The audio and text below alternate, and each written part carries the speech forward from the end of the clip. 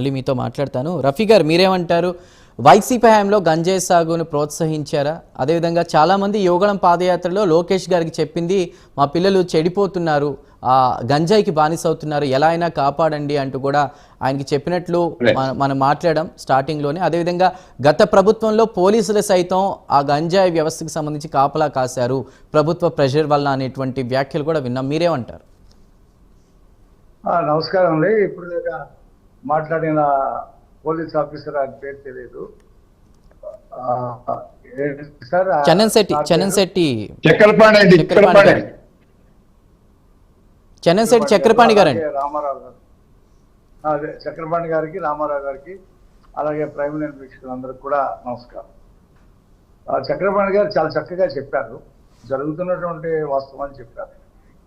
గతంలో గంజాయి ఏ రాష్ట్రంలో దొరికినా, అది తమిళనాడులో దొరికినివ్వండి, కర్ణాటకలో దొరికినివ్వండి, తెలంగాణలో దొరికినివ్వండి, మహారాష్ట్రలో దొరికినివ్వండి, కేర్ ఆఫ్ అడ్రస్ ఆంధ్రప్రదేశ్గా ఉండేది. అక్కడ పోలీసులు వచ్చి ఇక్కడ వాళ్ళని అరెస్ట్ చేసి తీసుకువెళ్తూ ఉండేవాడు. ఎందుకంటే ఇందాక చక్రపాణి గారు చెప్పినట్టు ఆ విశాఖపట్నం ఒరిస్సా బార్డర్లో ఉండేటువంటి గిరిపుత్రులు ఈ గంజాయిని పండించేవారు. అప్పుడు ప్రభుత్వం ఏ రకమైనటువంటి చర్యలు తీసుకోకుండా వాళ్ళతో మిలాఖత్ అయ్యి రాజకీయ నాయకుల్ని మీకు మీ ఇంట్లో గంజాయి పెట్టి లేదా నీ కారులో గంజాయి పెట్టి నిన్ను అరెస్ట్ చేస్తామని చెప్పి భయపెట్టే స్థితికి కూడా అప్పుడు వ్యవస్థ వెళ్ళిపోయింది. అది విచ్చలవిడిగా అప్పుడు హోంమంత్రి వనిత గారు అనుకుంటా, హోంమంత్రి, అక్కడ రేపల్లి రైల్వే స్టేషన్ లో 3 పిల్లల తల్లి భర్తతో పాటు రైల్వే స్టేషన్ లో పడుకుంటే 3 యువకులు వచ్చి విచక్షణారహితంగా ఆమెను రేప్ చేశారు, భర్తను కట్టేసి. ఆ కేసు పరిశీలించడానికి వెళ్ళినటువంటి అప్పటి హోంమంత్రి వనిత గారు ఇదంతా కూడా గంజాయి సేవించిన వాళ్ళు మత్తులో ఏం చేస్తున్నారో తెలియక చేశారు అని చెప్పి ఆమె స్పష్టమైనటువంటి తీర్పు ఇవ్వడం జరిగింది.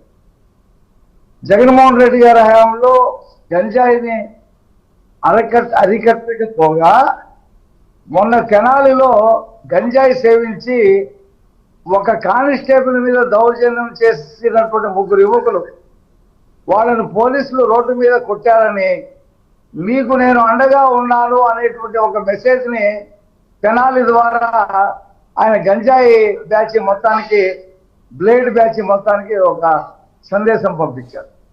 నిన్న గుంటూరులో ముఖ్యమంత్రి గారు విద్యార్థుల్ని, యువకుల్ని సమీకరించి ఈ గంజాయి అనేది, ఈ డ్రగ్స్ అనేవి మన రాష్ట్రంలో ఉండకూడదు, మన రాష్ట్రం సెంటర్ పాయింట్గా ఉంది, చుట్టూ రాష్ట్రాలు ఉన్నాయి, వేరే రాష్ట్రాల నుంచి కూడా ఇక్కడికి వస్తుంది, అప్రమత్తగా ఉండాలి, విద్యార్థుల్ని డ్రగ్స్కి గంజాయికి అలవాటు చేసే చాక్లెట్లు, సిగరెట్లు, లిక్విడ్ గంజాయి కూడా అమ్మేటువంటి పరిస్థితి ఉంది కాబట్టి దీన్ని ఉక్కుపాదంతో అణచేయాలి, దానికి సంబంధించినటువంటి ఉన్న వాళ్ళందరినీ కూడా అరెస్ట్ చేయాలి, ఈగిల్ అనేటువంటి వ్యవస్థని పటిష్టం చేయాలి, అవసరమైతే జిల్లాకి 1 ఎస్పీ స్థాయిలో ఈ వ్యవస్థ ఉండాలి అని చెప్పారు.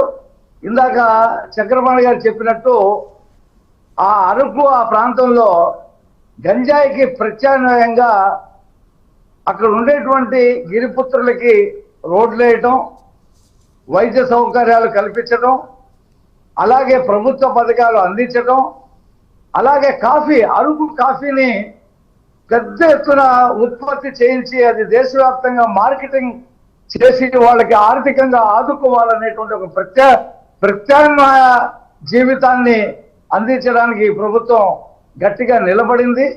ఈ 1 సంవత్సరం కాలంలో చెప్పాలంటే 80% గంజాయి. రఫీ గారు ఒక్కటి చెప్పండి, 11,000 ఎకరాల్లో గంజాయి సాగు ఎవరు చేశారు? ఎవరు చేశారంటే ఇందాక చక్రపాణి గారు చెప్పినట్టు, నేను చెప్పినట్టు అక్కడ ఉండేటువంటి గిరిపుత్రులు ప్రత్యామ్నాయ పంటలు లేక వాళ్ళకి బ్రతుకు తెరువు కోసం ఇది చాలా బాగుంది, ఎక్కువ డబ్బులు వస్తుంది, చేశారు. ఒకటి చెప్పండి రఫీ గారు, ఇప్పుడు గిరిపుత్రులు ఎక్కడో చోట గిరిపుత్రులు పండించాలి కదా, గిరిపుత్రులు కదా. గిరిపుత్రులు అని మాట్లాడుతున్నాం. వాళ్ళకి ఆ మన్యంలో ఉండేటువంటి గిరిపుత్రులకి అంతర్ పంటగా ఏదో వాళ్ళు వేసుకుని కొంత డబ్బుల కోసం మీరు అన్నట్టు కరెక్టే. కానీ ఇన్ని కోట్లలో బిజినెస్ జరుగుతుంది, అది గిరిపుత్రుల వల్ల సాధ్యమేనా? ఇందులో ప్రభుత్వంలో అనేటువంటి అధికారుల హస్తం లేదంటారా? నేను అదే అంటున్నా, క్షేత్రం వాళ్ళది, వ్యాపారం రాజకీయ నాయకులు, బ్రోకర్లు, అలాగే అధికారులు వీళ్ళందరూ కలిసి దాన్ని ఒక 5 సంవత్సరాల పాటు ఈ రాష్ట్రానికి చెడ్డపేరు తెచ్చారు. టన్నులు గంజాయిని ఇతర రాష్ట్రాలకు ఎగుమతి చేసి చెడ్డపేరు తెచ్చారు. ఇప్పుడు 80% వరకు తగ్గింది ఈ 1 సంవత్సరం కాలంలో. రానున్న 4 సంవత్సరాల్లో అసలు పూర్తిగా గంజాయి మొక్క అనేది మన ఆంధ్రప్రదేశ్లో లేకుండా చేయాలనేది. రెండోది, ఇది జాతీయ సమస్యగా కూడా, ఎందుకంటే అది పక్కన ఒరిస్సా ఉంది, ఇటు పక్కన ఛత్తీస్గఢ్ ఉంది.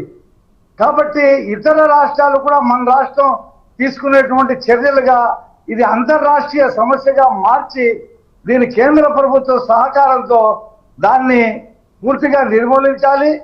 దీన్ని ఎగుమతి చేసేవాళ్ళు, సేకరించే వాళ్ళకి కఠినమైనటువంటి శిక్షలు వేయాలి. ఎందుకంటే పిల్లల భవిష్యత్తు, యువత భవిష్యత్తు మొత్తం కూడా నాశనం అయిపోతా ఉంది. ఆ గంజాయి మత్తులో వాళ్ళు ఏం చేస్తున్నారో వాళ్ళకే అర్థం కావట్లేదు. అది ఖచ్చితంగా దొరికినటువంటి కూటమి ప్రభుత్వం సివియర్ యాక్షన్ తీసుకోవాలి. కానీ రఫీ గారు 3 రోజుల క్రితం అనంతపురంలోని ఉమానగర్ అనుకుంటా ఆ ప్లేస్ లో ఒక కుర్రవాడు దమ్ముంటే పట్టుకోరా శిఖావత్తు, పట్టుకుంటే వదిలేస్తా అనంతపురం అంటే ఇలాంటి కొన్ని వ్యాఖ్యలు చేస్తూ అది కూడా గంజాయి సేవించి పోలీస్ స్టేషన్ ముందే ఛాలెంజ్ విసిరాడు. మరి ఇప్పుడు ప్రభుత్వం మీదే, పట్టుకోగలిగారా లేదా? ప్రభుత్వం మాదే అంటే మొత్తం రాష్ట్రంలో అందరూ కూడా ప్రభుత్వానికి చెప్పే ఈ కార్యక్రమాలు చేయరు. ఒక 5% నుండి 10% సంఘ విద్రోహ శక్తులు సమాజంలో ఉంటారు. వాళ్ళు యువతని, విద్యార్థులను చెడగొడతా ఉంటారు. యువత ఏమవుతుందంటే అట్రాక్ట్ అయిపోతారు వాళ్ళకి తెలియక. ఆ తర్వాత దానికి బానిసల కింద మారిపోతారు. ప్రజల్లో చైతన్యం తీసుకురావాలా, గంజాయి వల్ల జరిగేటువంటి నష్టాల్ని వాళ్ళకి వివరించాలా, అంతర్రాష్ట్ర సమస్యగా దీన్ని చూడాలా. ప్రభుత్వం ఉక్కుపాదంతో అణిచేసే గంజాయి తాగిన, గంజాయి సేకరించిన, గంజాయి అమ్మినా మనకి చాలా ప్రమాదం అనేటువంటి ఒక భయం సమాజంలో కలగకపోతే దీన్ని అంతం చేయలేవు. మా ప్రభుత్వం దీనికి కట్టుబడి ఉంది, ఇంకా పటిష్టమైనటువంటి చర్యలు తీసుకుంటుందని చెప్పి నేను తెలియజేస్తా ఉన్నా. రైట్ రఫీ గారు.